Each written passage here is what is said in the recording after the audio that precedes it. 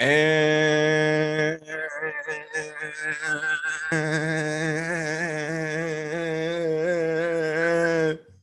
we are live. Good morning, crypto warriors, and welcome back to the Gentlemen of Crypto, episode 970. Today is Friday, June 17, 2022, and I'm King. And I'm Bitcoin Zay, here to bridge the gap between cryptocurrency and the community, Monday through Friday at 10-ish. At 10-ish, and today is definitely a 10-ish day with the top stories. Three Arrows Capital has failed to meet margin calls being reported. Elon Musk gets hit with ridiculous $258 billion Dogecoin lawsuit. Maker cuts off Aave's DAI supply as fallout from Celsius continues. And 72 of the top 100 coins have fallen 90% or more. And of course, more news. But first, Bitcoin Zay, what's going on with those prices? Oh, yeah. So let's take a look at our prices for today. Bitcoin sitting at $20,782, $728, down 0.7%. Ethereum at $1,088, down 0.4%.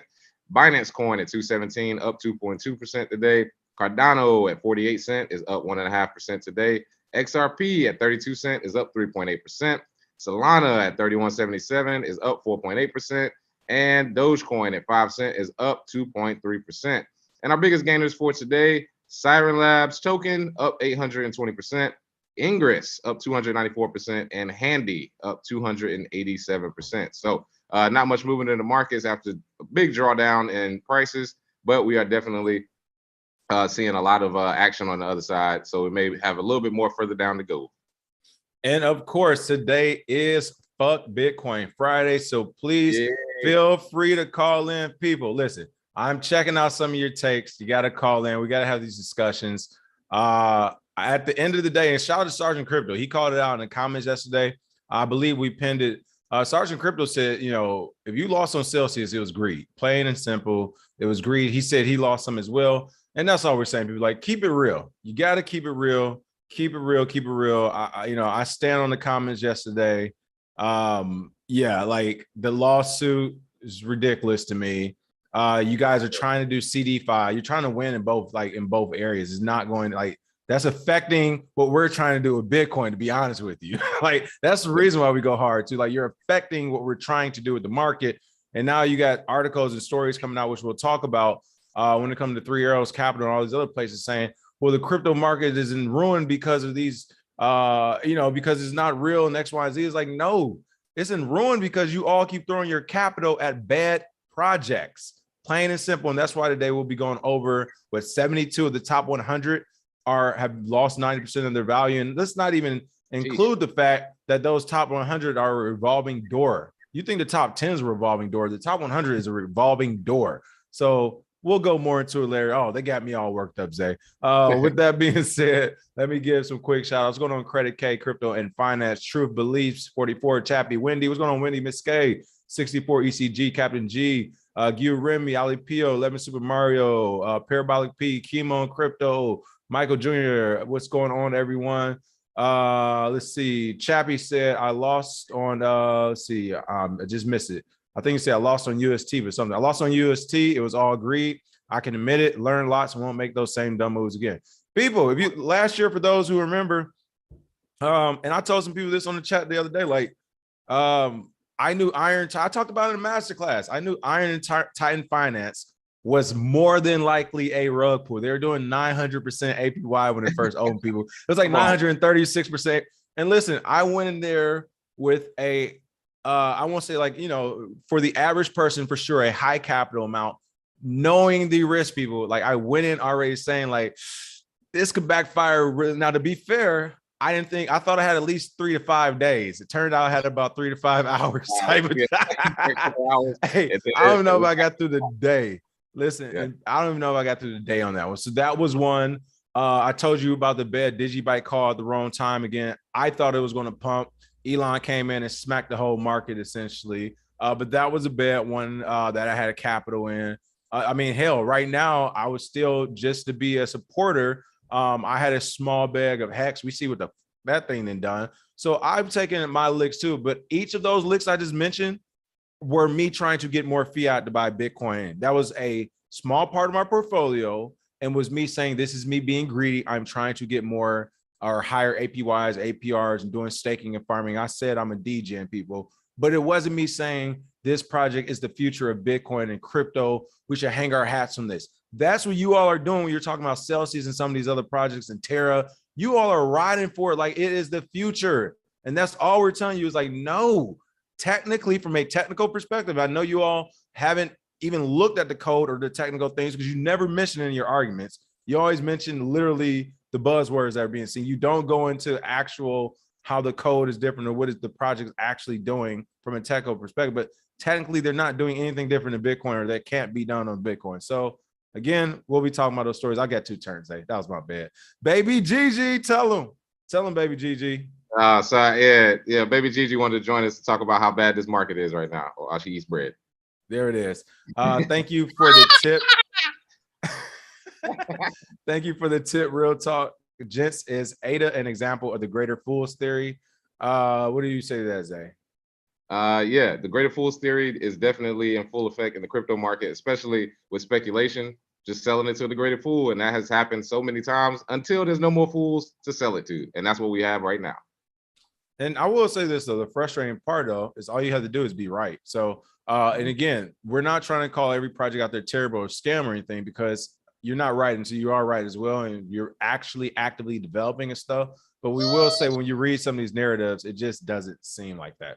All right, with all that being said, we kind of already went to the third story, but let's hop into the first story. I'm gonna put that link in the chat here in a minute, because feel free to call in if you have any smoke disagreements or just some thoughts on those stories we talked about the last few days. Of course, the biggest things being Terra Luna and Celsius, but now Three Arrows Capital is in the news as they have failed to meet margin calls, is being reported.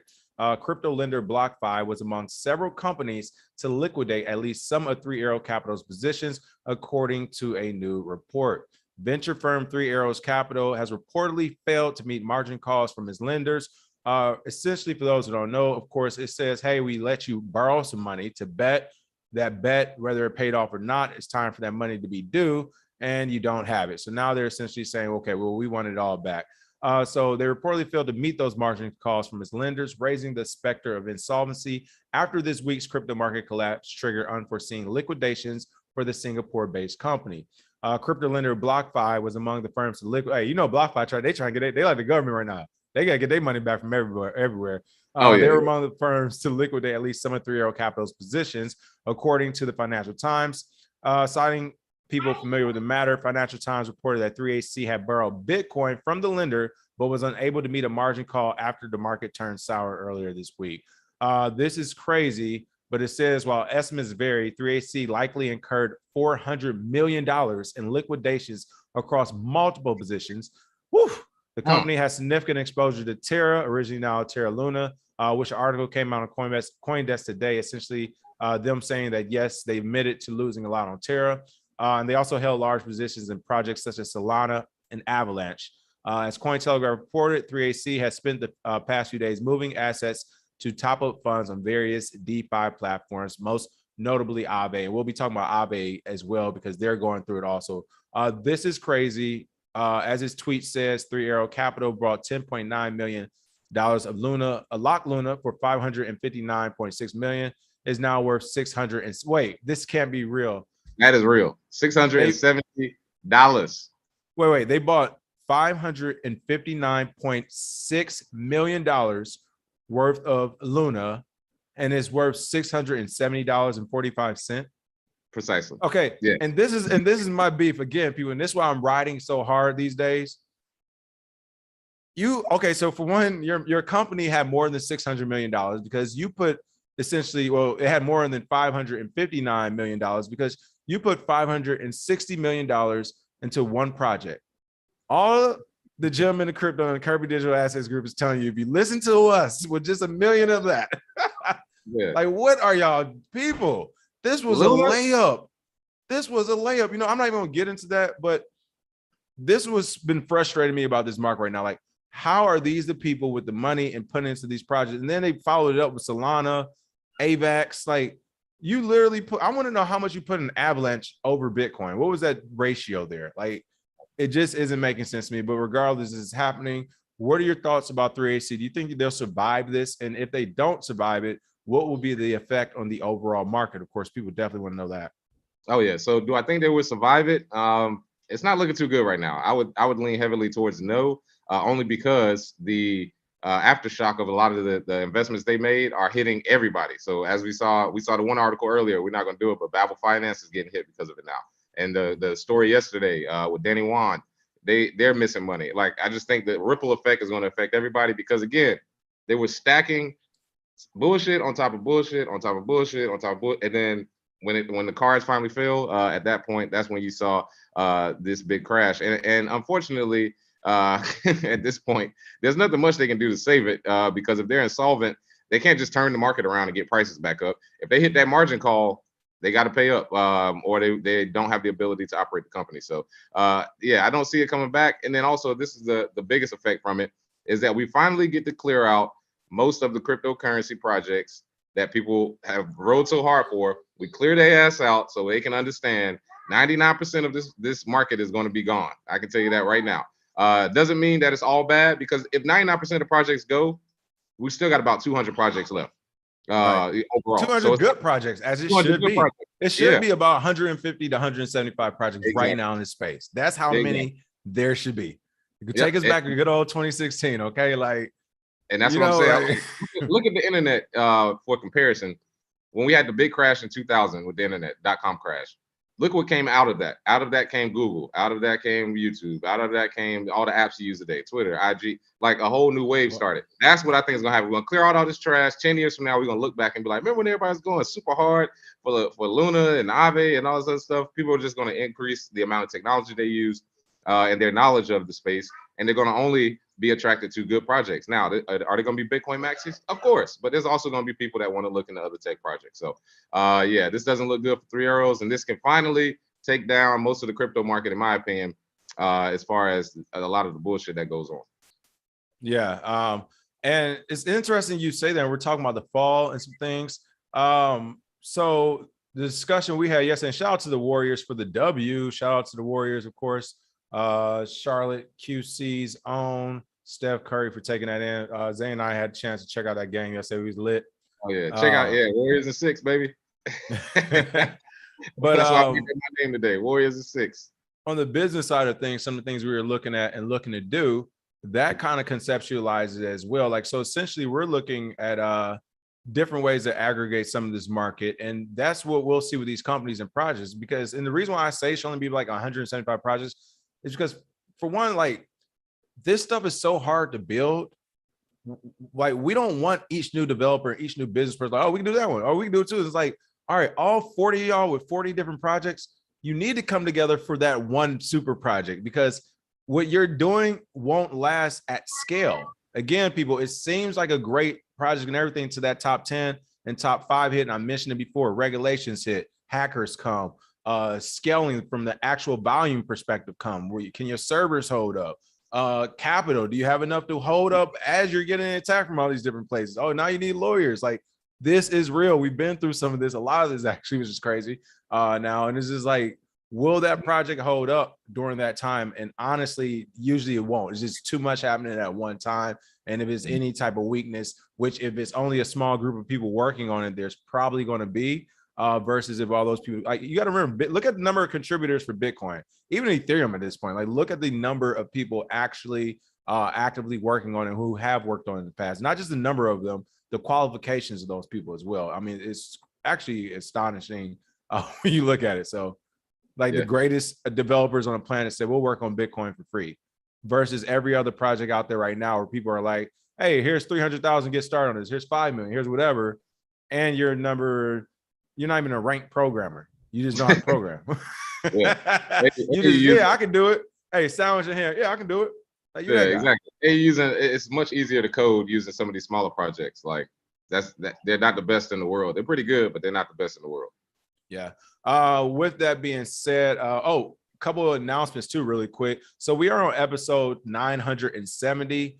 We talked the last 30 episodes before 1,000. We'll sporadically be missing days here and there. So check the Twitter or the YouTube. I guess the YouTube post, we'll put them both there.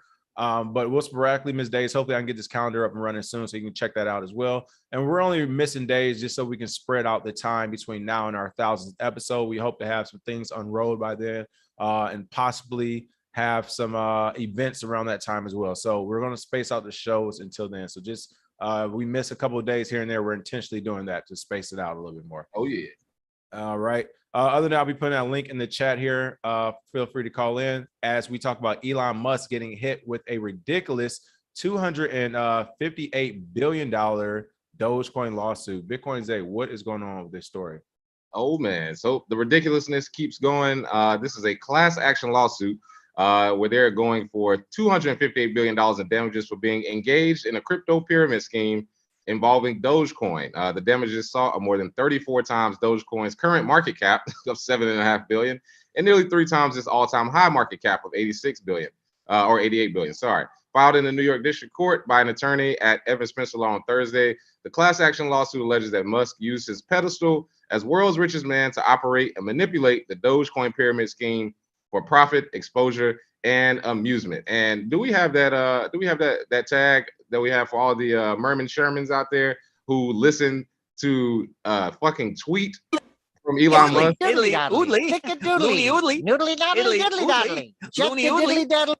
was guys. You could just loop that for a minute straight, and that's what this whole article is. Oogly, oogly, oogly, oogly. I can't believe they told.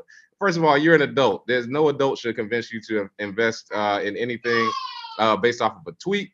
And he said in the filing, he alleged that Musk and his corporations were unjustly enriched by $86 billion as a result of wire fraud, gambling, enterprise, false advertising, deceptive practices, and unlawful conduct. So the defendant, Musk, is the self-appointed Doge father, former CEO of Dogecoin. That is not true. There is no CEO of Dogecoin. He's not the Doge. Like, it's the most ridiculous claims I've ever seen in my life. And honestly, all of these people crying about the market, I thought you wanted to be in crypto.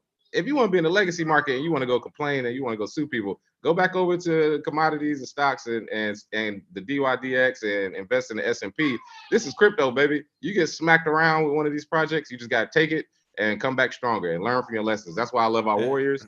Most of them say that. They're like, hey, I was doing this, learned my lesson, moved on, and then all roads, in my opinion, ended up leading to Bitcoin. So we're all good. But this is nonsense. This is I want to add an important caveat to that too. People, we're not just saying this like that. We're not trying to rub this in your face that you lost and you weren't right or Bitcoin maximalist. It's not about that. This is what it's about. I have repeatedly said what drew me to Bitcoin specifically in this entire space was that I didn't need permission. I didn't need a private company in the form of the bank or Federal Reserve or even the government to tell me how to do my business and how to transfer value and store value and so on and so forth. I like the technology, right? Now move forward. There's no barrier to entry for this. Now we're actually establishing businesses around it, industries, economies, and all this other stuff.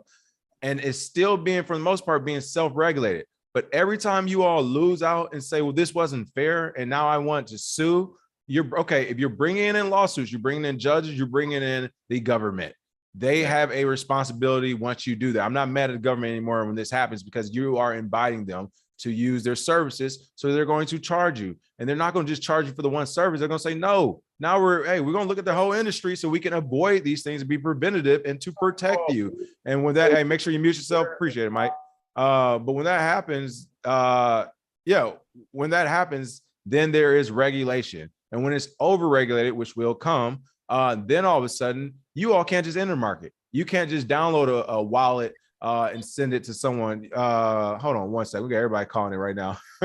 You can't just download a wallet and send it to your, to send Bitcoin to someone. You can't just do a simple transaction. No, you can't even, it might get to the point you can't even have a wallet.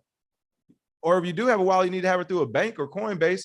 So that's what, to me, scares me of what overregulation is going to bring. It's going to bring about rules to where we can't normally just do this peer-to-peer. It's going to be, oh, do you have a banking license to send that AVAX to swap that to this? Like, that's going to be crazy. And we already saw it with the initial digital assets plan that they came up with that got shot down. And they were saying every single person would basically be a digital asset wallet provider. Like, come on, man. And why is my grandma signing up to be a to be a broker? Like, what are we talking about here? But you're right. I think that time is coming. That's why they're trying to control. You keep suing people. And then the CBDCs are going to be tracked. So if you use it to buy crypto, they can see exactly what you're doing. So we can all see this being ushered in, but it's partly crypto people's fault for complaining. We talked about BitBoy yesterday, complaining to the feds. Now these people have class action lawsuits. Again, you keep inviting them in. It can't help if you invite somebody into your home and then they end up kicking their feet up and staying there for a little bit. I mean, that's basically what we're doing. You got to leave them out of it. You got to take your loss. Like somebody just put here, I think it was Nathaniel. He was like, hey, man, if you lose, eat it and go home, loser. Like literally. Like we all have lost in this market, people. Like literally like, everybody's lost in this market. You're not special for losing, all right? Get that. I keep saying you better get that 7-11 job, midnight shift or whatever called third, fourth shift. Like do what you gotta do. We've all done what we had to do, people. It is what it is. But the beauty of this is that you have been allowed to do it. That's what you don't understand. If you start doing the lawsuits and stuff, you won't be allowed to do it. There won't be it won't be an opportunity for 300%. It won't be an opportunity for 20%. That shit's gonna get scaled back to 3 or 7% overnight. Think if Coinbases of the world partner with JP Morgan and the Wells Fargo's and whatever Bank of America's, if they can formalize this, you will have an overdraft fee for your Bitcoin. They'll figure it out. They will figure it out. An overdraft fee, accounts only through them. Oh yeah, it'll be FDIC insured up to 100 or 200,000 your crypto, whatever. You try to get that back. Like you don't want to go this direction. And to be fair, this is one of those things where we're trying to preach and warn. Like in either world, we can live and be fine at, but can you realistically? I mean, I don't know. I don't know. So is it really worth it? Michael, what's going on? Mike, welcome back to the show. What you got for us today? Hey guys. It's been a couple of weeks, so I wanted to come on to say hello, just to know I haven't gone anywhere. I've been listening to you guys. I just haven't called in the last couple of weeks. That's the first point. Second, you guys are always on point, so I just want to add on to what you just said. So, as bad as it's been, like I know that either maybe the first or second time I called in, I had said that I had like 50 different coins. And the biggest problem, I mean, they were all good coins, but the problem was it was so hard to manage so many coins. And literally, I went from like over 90K down to 10K. But don't get me wrong, I've taken 10K plus and spent it on myself and bought NFTs, et cetera. So it's not like I lost money, but people who have been hodling, it's like, if you've hodled for a whole year and now in one day or 1 week, you've seen all those profits gone, that's just one reason that you should always at least keep taking 10% profit, even if you just put it to the side. But you cannot just hodl. That's the first thing. With everything that's gone on, I think it's a plus. Real quick, I'll say if you do hodl, then don't look at the market. Don't sicken yourself. Like look at the market once every 3 to 5 years. Take a peek. What is it? Oh, okay. I'll check in 2 or 3 more years. Like, if you're hodling, do not look at the market. Hodl. Yeah, correct. Yeah.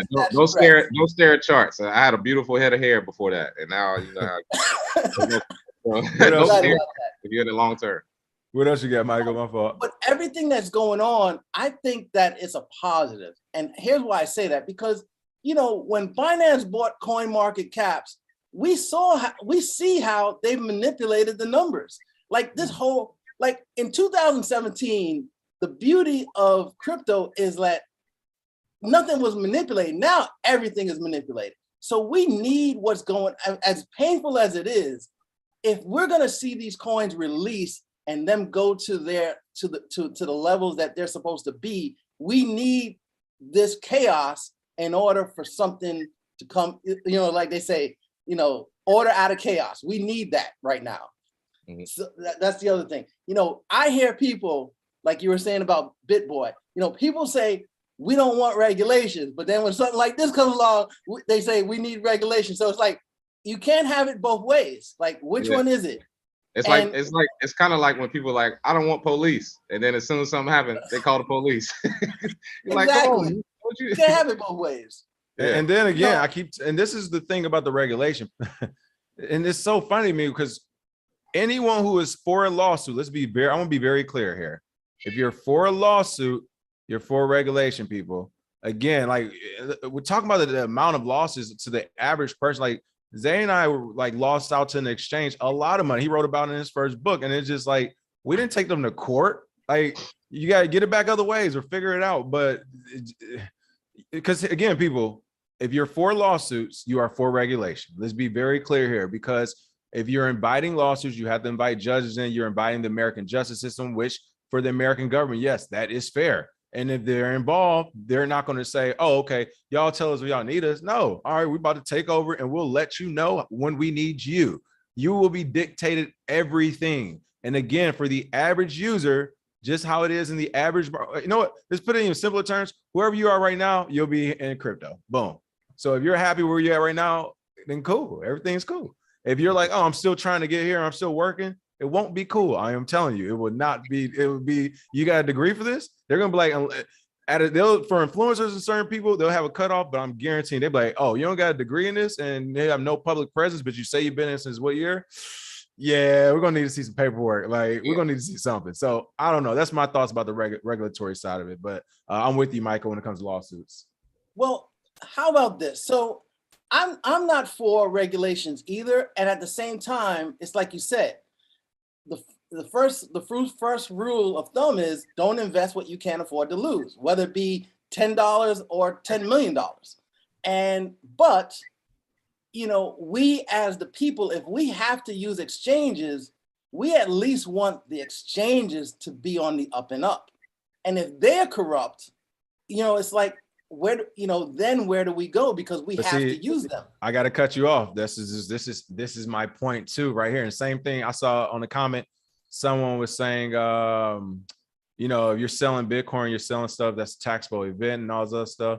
Just because I say I'm doing it, don't mean I'm doing it, right? For legal purposes. But no, seriously, you got to, I mean, look, this isn't financial legal advice. You got to decide what you're going to do in your life. I can't be that person, but I say that because, and I just had this conversation with an institution who felt it very similar to you, and I had to stop them too.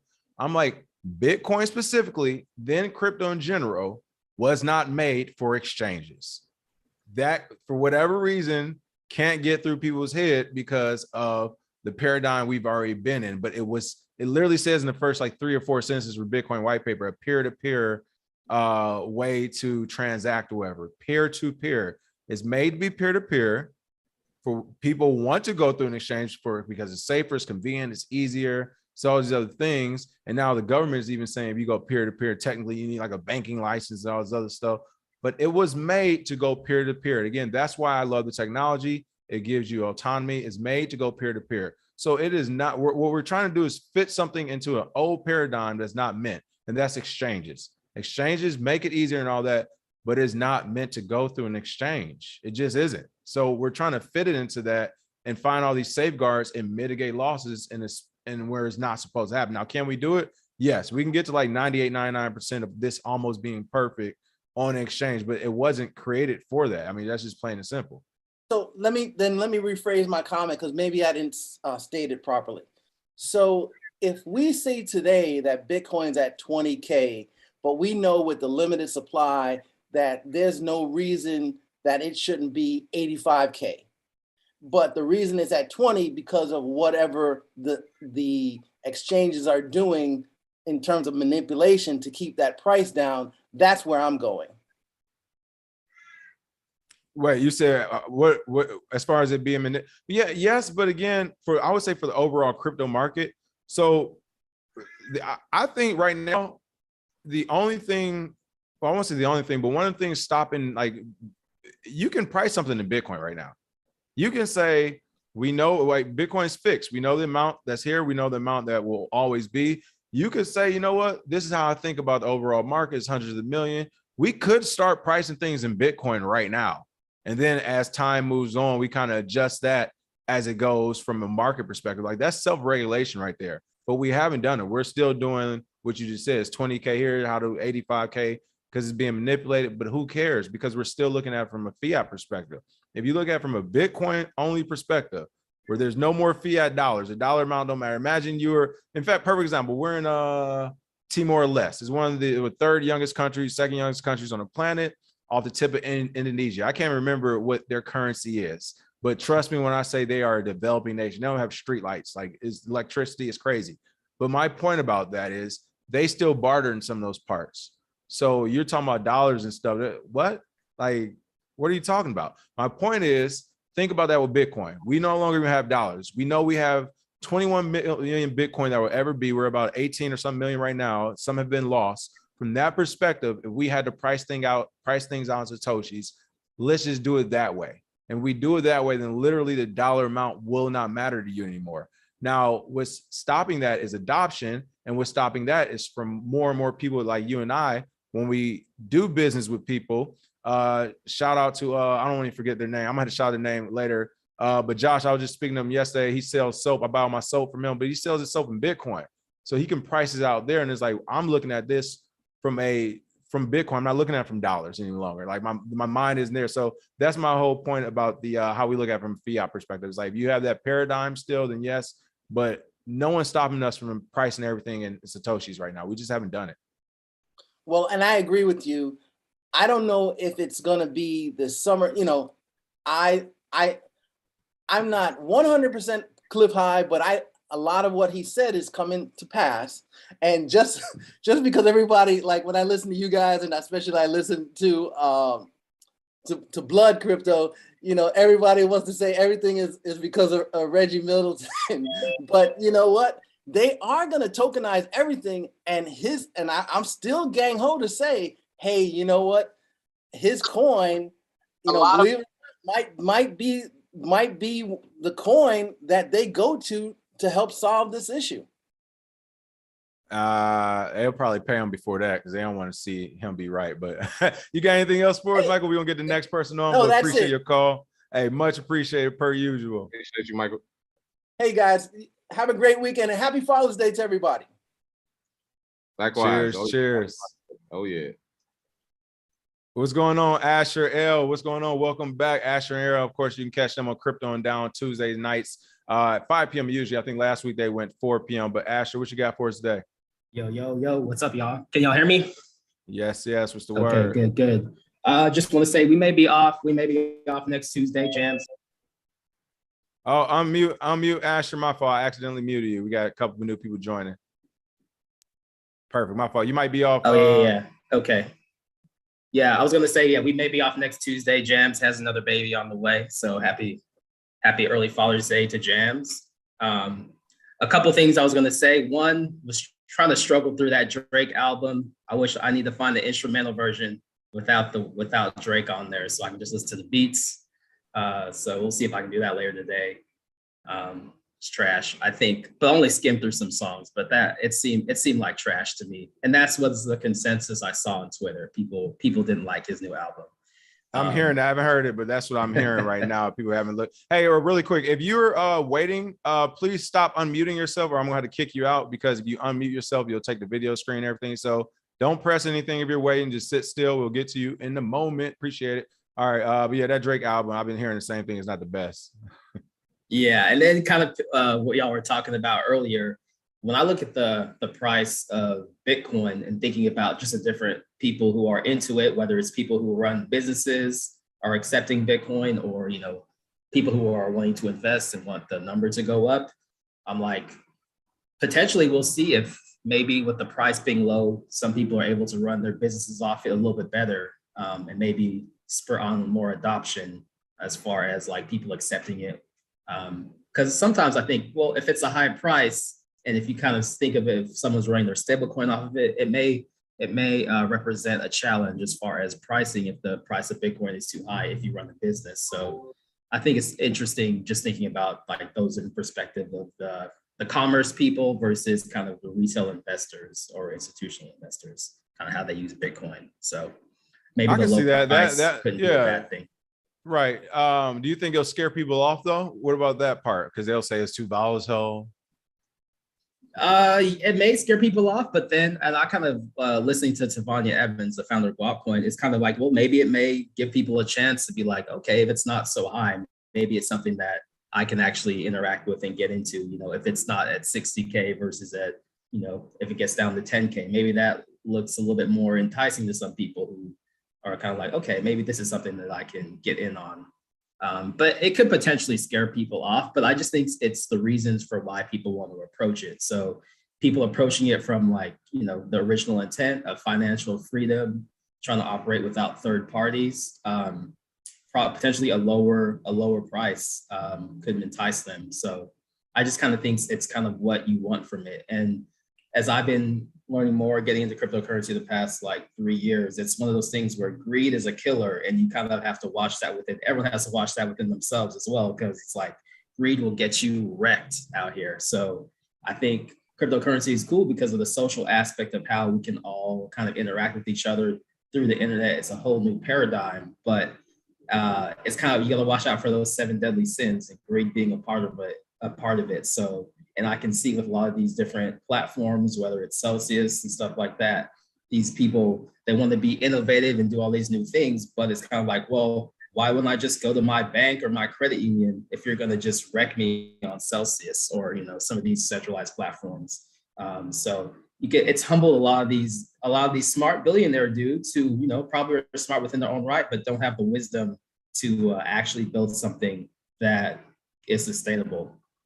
Yeah, now that you say that, I actually agree with you with the first part as well. Because I just thought about thinking about myself when you was like, for people who are actually looking for that type of autonomy or be able to financial freedom and stuff. You're right. Like a lower price would entice them back into it or entice them to it. Like when I was thinking about myself, like, okay, like, yeah, if it was 60K, how would I feel versus if it was like 20 or 10K? I was like, oh, so I'm with you on that. I do agree. It might bring a new wave of people. And then Zay, what are your thoughts? Well, as far as bringing in people, that's always a base hit. You know me, all roads lead to Bitcoin at some point. But honestly, like I said, bringing people in is the best part about the space. Some of the other nefarious stuff that happens, whatever, it's a part of the game. But yeah, bringing new people in is the goal, because without adoption, there isn't a market. So yeah, you definitely need that. And then, like you said before, Asher, the unit bias that people have when they see 10,000 versus 20 versus 60, that is still in people's minds. But once you get on the Satoshi standard and you just start thinking in sats, it sort of changes your mind view. So we got to get to that point. It's going to take some time. I mean, you talking about people that'll take years. Their whole life they've learned one way, and then here we are, you know, only in the last 10 years trying to change it. So it's definitely going to take some people almost, you know, maybe 10, 15 years before they I was going to say at least 8. Yeah, at least 8 more years. They have to start seeing it at every store they go to. They're going to have to start seeing people price stuff in Satoshis. They're going to have to see like, oh, man. Maybe we need to start it. Maybe we need to start the pricing structure, because it's literally a working backward of, we know how much is going to be there, how much is out now. We know the amounts per happening, whatever, so on and so forth. Maybe we do need to self-regulate, start this up, and just put the price point out, and we'll adjust it as it go. It will be adjusted. Yeah, somebody actually said that on Twitter a while ago, probably maybe 2 years ago. They were saying, why don't we just peg the price of Bitcoin to 100K? We all think it's going to 100K. So we'll just keep it at 100K. So even if it's under, yes, you're making less in fiat. But then when it goes past, you're going to far surpass that. But everything you do, price it as Bitcoin is 100K. And I was like, well, it could work, but you could also have businesses fail because of that. You know, it's a lot of stuff, red tape there. But yeah, honestly, once we get to Satoshi standard, it's going to need to be a lot more liquidity, which will be less volatility, which will make it easier to price things in sats. It just takes time. Well, we can always take the current rate, really, and I would say just offer a steep discount from the current rate. That way, is always the Bitcoin discounts already included. And then again, you almost have it so it's like this thing is updated every like 6 to 12 months or something. Like, no matter what, it's always, even if the updates doesn't change, we just look at it, it's just always updated. But who knows? There's more to come on that. What else you got for us, Asher? Another thing too, as far as like, yeah, it sucks that you can't really interact. Especially, I feel like people who got here, me included, late, if you want to say after 2017 or 2020, 2019, like not being able to get Bitcoin without going through an exchange. And I'm sure that has to do with like, you know, government regulations, like whatever CFTC guidelines about money changers and stuff like that. But looking back, that seems like the big first blow to cryptocurrency as far as the whole peer-to-peer aspect, where I'm like, oh, let me buy up some of these dips. All right, well, let me try to buy through this wallet. Oh, you want my social security? Oh, again, now you want this information as well. So it's kind of like, you know, we've been set, it seems like it's been set back from the jump, or from, you know, for the past 3 years, especially maybe, or 5 years, you could say. with these money exchangers, where it's like, yeah, there are those gateways. So that's probably slowed it down a lot. And you know what? And to be fair, you're right about that, and that's something I don't think about often. But you are right, because on the flip side, when I got started, I mean, it's Coinbase, then BitTrex kind of popped up. Like, it wasn't that many exchanges, to be fair. I mean, there were more international exchanges, actually. I think there were more overseas than we're here affiliated with the United States. So that is a fair point as well. It wasn't like this option to say, oh, I'll just hop on this exchange. And it was like, hey, Zay, you know, so-and-so. Zay was like, bro, you better hop on local Bitcoins. Yeah, we was on local Bitcoins. It was like, you better know somebody. Like, you literally better know somebody. Yeah, exactly. Your Bitcoin talk forum. It's like, but it really was like, bro, you don't know nobody? Like, well, then you guess you're not buying no crypto today type of deal. It was weird. It was a weird time. So that's a fair point. I just want to point that out. That's fair. And like a couple more last things, like, you know, these people who are talking all this like anti-government stuff, like, I'm all for that. But especially when you start suing people, especially if you're like, oh, I don't like the government, I don't like the state.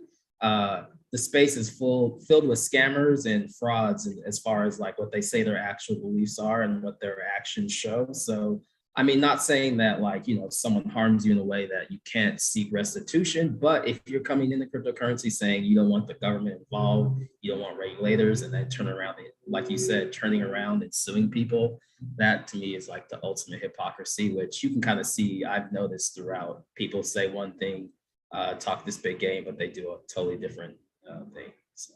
And you know what? I'm tired of fighting the tide. You know what, Zay, let's throw them the bone. It's almost like how, hey, look, the gentleman of crypto. Let's do our job and who we are. We got to give them something. Let's give them crypto, bro. That'll be the biggest bust in history. Give them crypto. We'll keep Bitcoin and DeFi as a whole. Yeah. They can have everything crypto. Yeah. Y'all want to do it? Let's do it. Y'all want to go that direction? Let's do it. Give them crypto. We keep DeFi and we keep Bitcoin. Yeah. I like that. That might be, hey, we might have to go full narcos on them.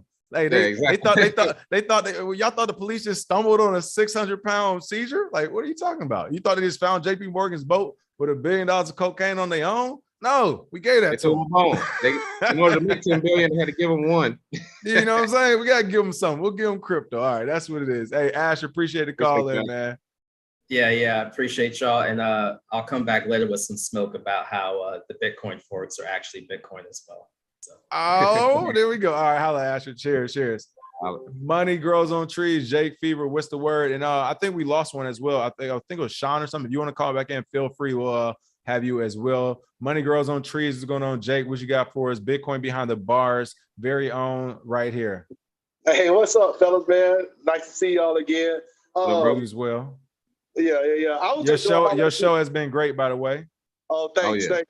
Oh, I got another subject that I'm about to talk about. It's called news over knowledge. Some people think they're seeking knowledge out here, but they just catching the news. And they think they're learning something because people are defining words instead of giving them like what things actually is doing. That's why a lot of people getting hurt right now. They feel bad.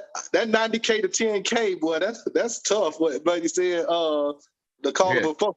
Like, that's why I treat altcoins, man. Once I get my triple up, quadruple up, I get out and just leave the rest in. So I hodl free coins, basically, in the altcoins. I never hodl really altcoins at all. So I don't even have to look at it. And that has to be discretionary, people. Small, 10%, 5 to 15% of your portfolio. You go crazy, up to 20, I guess to 30%, but still keep a brunt of it like separated from the casino.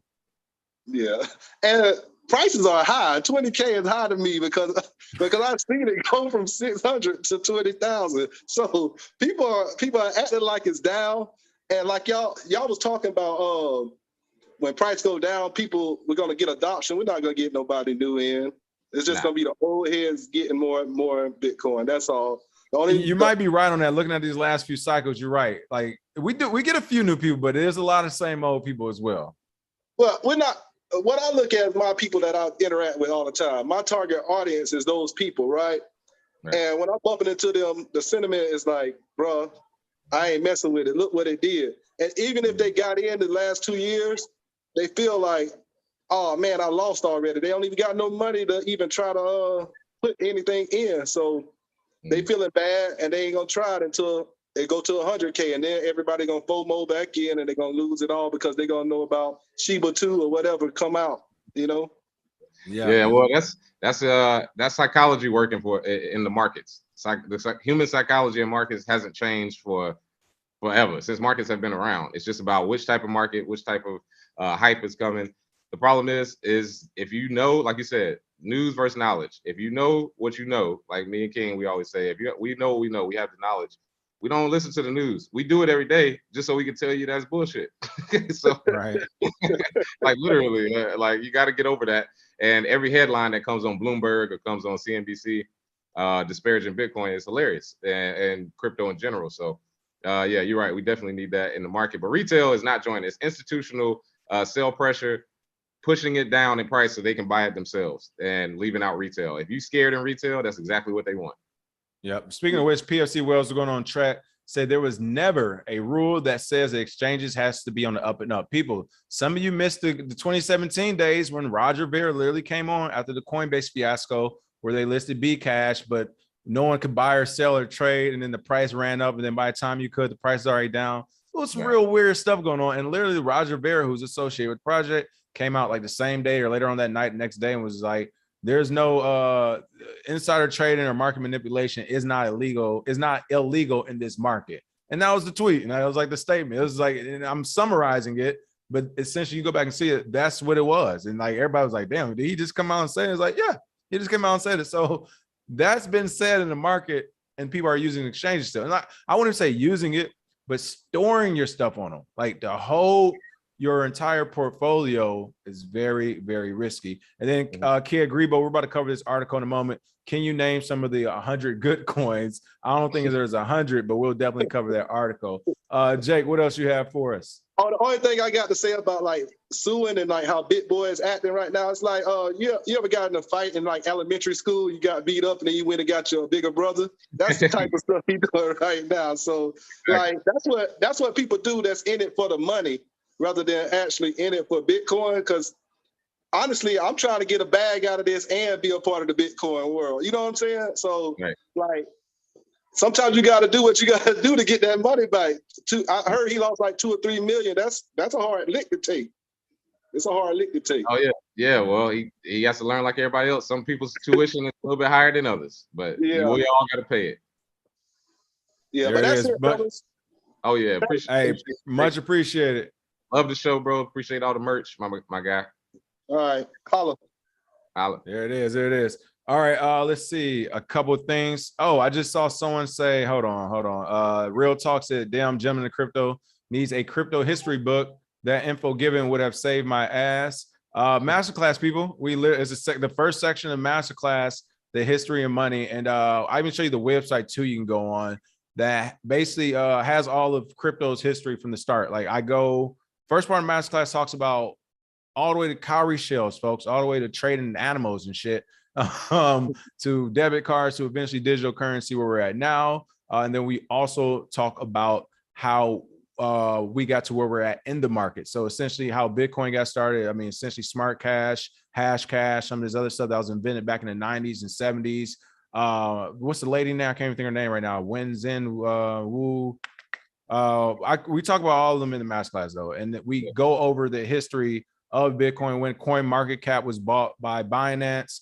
We talk about that. We talk about rebrands of different companies. Like we literally go through the history of everything to start the entire class. So that's the point of it, is to catch you up and get you going in the right direction so you don't have to do all this digging yourself. All right, with that being said, last couple of articles really quick. Again, feel free to call in if you have smoke. Maker cuts off Aave's DAI supply as fallout from Celsius continues. We were just talking about Aave and how they were cutting off 3 Arrows Capital. I mean, people, this is the dangerous part of trying to attach your project to all these other projects instead of just being a super project, essentially. But I mean, could you imagine if all these projects essentially was just one project?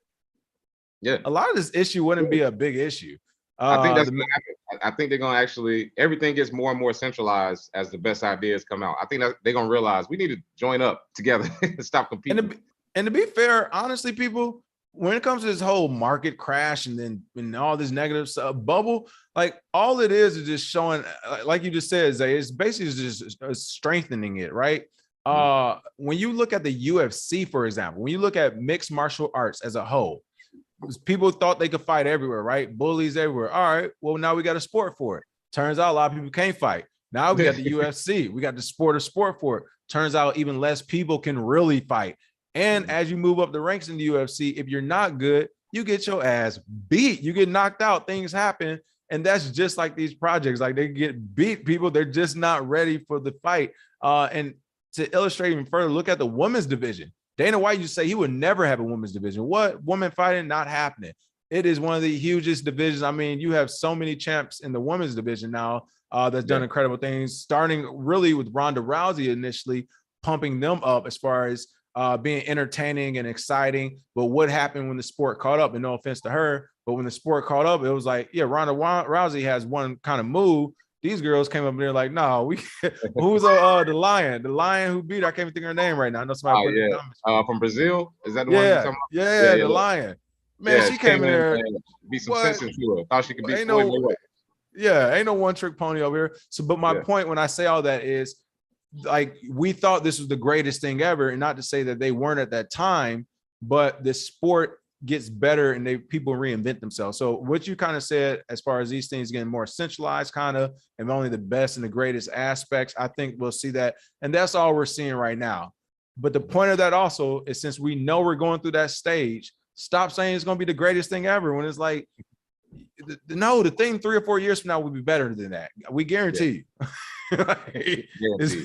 It's just one of those things. All right, the MakerDAO decided to cut off Aave from its direct deposit module as a safeguard in light of the possibility that Celsius folds and crashes the price of stake Ethereum. That's what Steph, they put in the comments the other day. MakerDAO has voted to cut off lending platform Aave's ability to generate DAI for its lending pool without collateral as the risk of Celsius liquidity crisis loom over the entire crypto ecosystem. This is kind of crazy. The DAO made the decision, decentralized autonomous organization, made the decision as a means of mitigating, the Maker protocol's exposure to the beleaguered, I think I said that right, staking and lending platform in case Celsius goes belly up and implodes. The stake Ether peg as well. This is kind of crazy to see that they're cutting people off and why people water getting turned off. People water getting cut off. You feel me? Like, what are your thoughts on this? Oh yeah, that sentence should say the centralized, decentralized. Right, exactly. Yeah. CD5 strikes again. If you could just cut it off, then it's centralized. And they voted to temporarily disable this direct deposit module. And again, this governance proposal comes from a small group of people who make decisions based on the amount of money that they already have.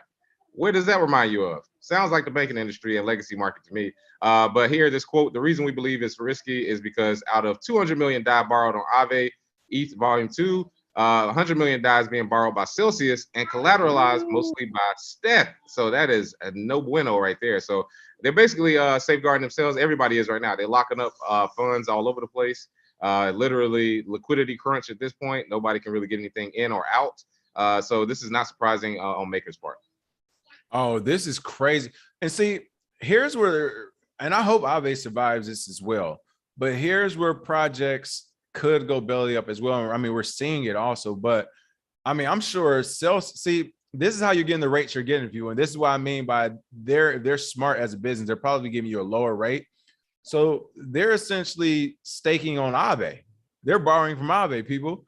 So Aave is giving a bonus percentage out or whatever. I don't know how the hell they got their money to do it. Everybody's got extra dollars in bonuses, but yeah, fees. But then Celsius essentially, let's say Aave with 100 million, they say, all right, we'll give you all 18% for locking it in with us. Bet. We take the 18% Celsius.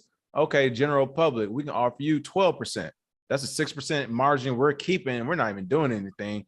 Plus additional volume and fees we'll get from new users on the Celsius platform and the capital they give us.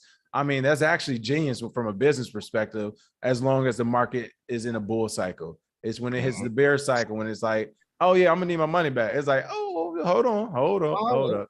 1 second.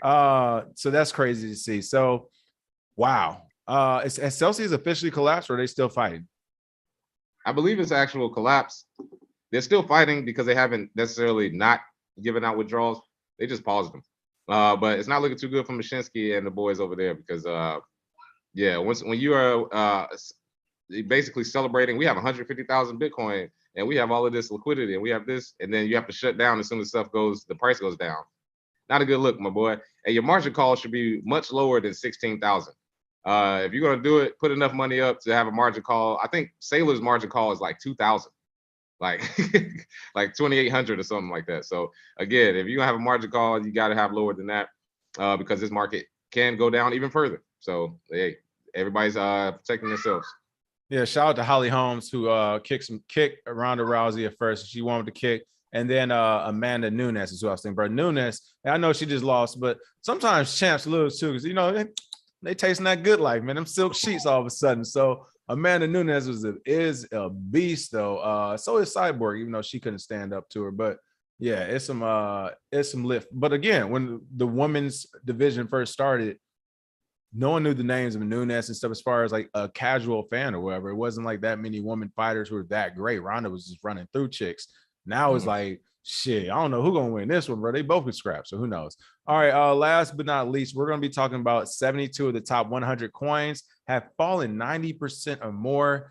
Here are the holdouts. But before we say that, always remember. Everyone, listen up. You didn't lose your money.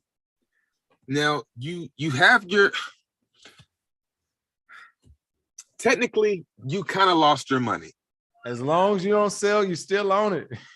Yeah, exactly. What's $559.6 million of nothing? $670, my friend. The vast majority of cryptocurrencies have dipped more than 90% from their all-time highs, but a core group has managed to stay ahead of the pack, according to price data from CoinGecko. Shout out to CoinGecko for making it. Compiled by CoinGoLive, the current bear market has seen a whopping 72 out of top 100 tokens fall more than 90% from their all-time highs. And again, people, if you actually believe in these projects, there's nothing to worry about. This is the ultimate discount for you. So if you're on these projects saying it's the future still, you did not lose 90% of your money. You have a chance to make 90% of it back.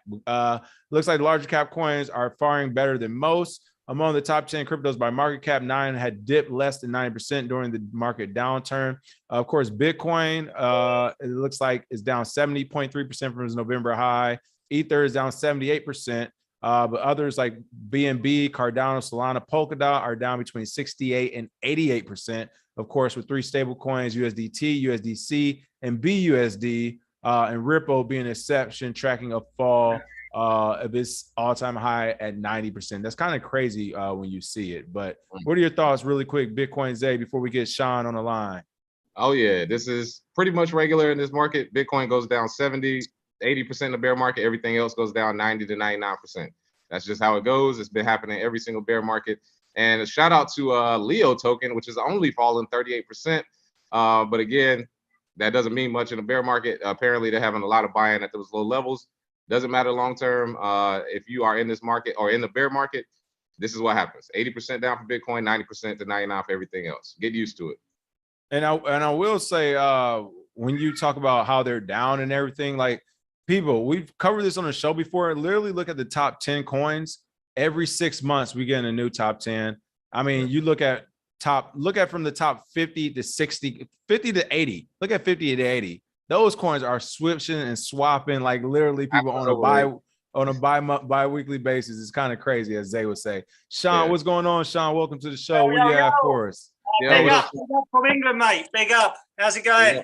Hey, from England. There we go. Much appreciate you calling in. Thank you. I'll tell you what, I've got to call in, mate. I normally have to watch you in the evening because of the time difference, but of all weeks, Bitcoin's gone to shit, and I'm home from work to catch up with you. And you boys keep it real. I've been following you for a couple of years now. Tell us, how did you get into Bitcoin and crypto? What got you in the market? First of all, about 2014, I brought some, spent it on the old dark web, thought nothing about it. When it was 5K in 2017, brought in tops, bottoms, the lot, done the altcoin shit, everything. And now I'm a Bitcoin maxi. There we go. I was just about to say what project you like now. There it is. He's like, I've been through it. I've been through it. Just Bitcoin now, mate.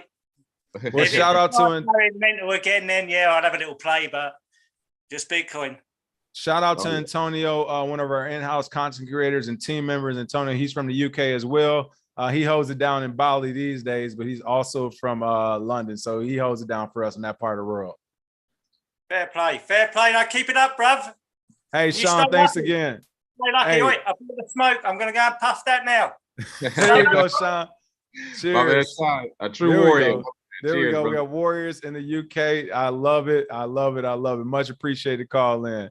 All right. With that being said, you got any announcements, Bitcoin Zay?